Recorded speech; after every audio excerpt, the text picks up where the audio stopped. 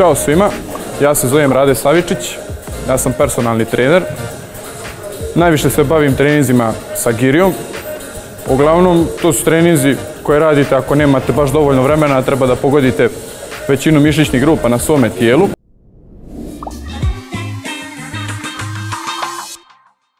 Prije treninga sa girijom, bitno je da se dobro zagrijete, osim što protrčite 5 do 10 minuta na traci, potrebno je da odradite i vježbe mobilnosti kojima ćete zagrijati svoje mišiće koji drže kičmu, odnosno samu kičmu, ramena, kukove, zglobove i koljena.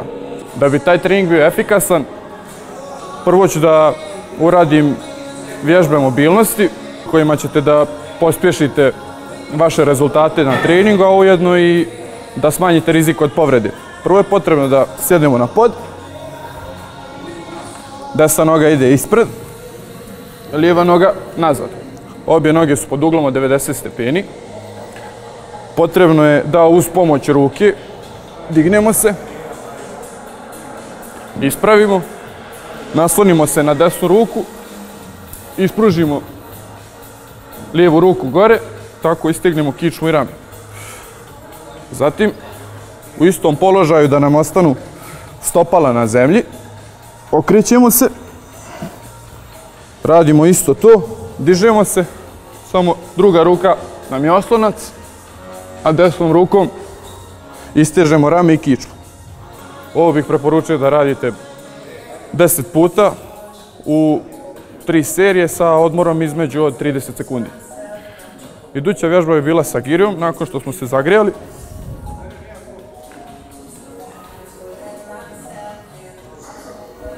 Odradit ćemo set vježbica sa girijom kojima ćemo da pogodimo cijelo tijelo. Prvo je potrebno u prvom segmentu vježbe da čučnemo.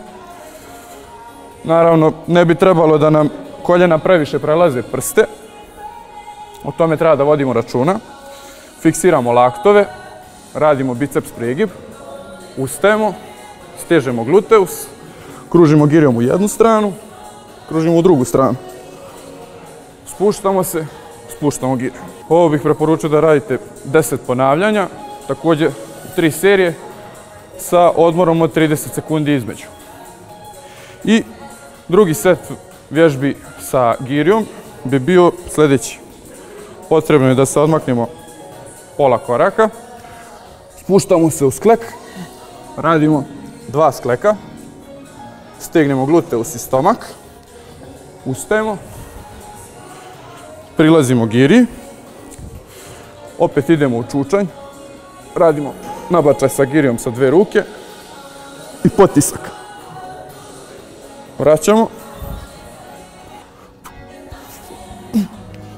ustanimo, radimo jednom rukom nabačaj, girija što bliže tijelu i radimo potisak. Time bi završio ovaj dio sa girijama, ovaj dio treninga sa girijama. Za kraj treninga bih preporučio da prohodate 5 do 10 minuta, uradite dobro istezanje i to bi bilo to. Nadam se da će vam neke od ovih vježbi pomoći, tako do idućeg puta kada ćemo da se družimo. Sportski pozdrav! Vidimo se!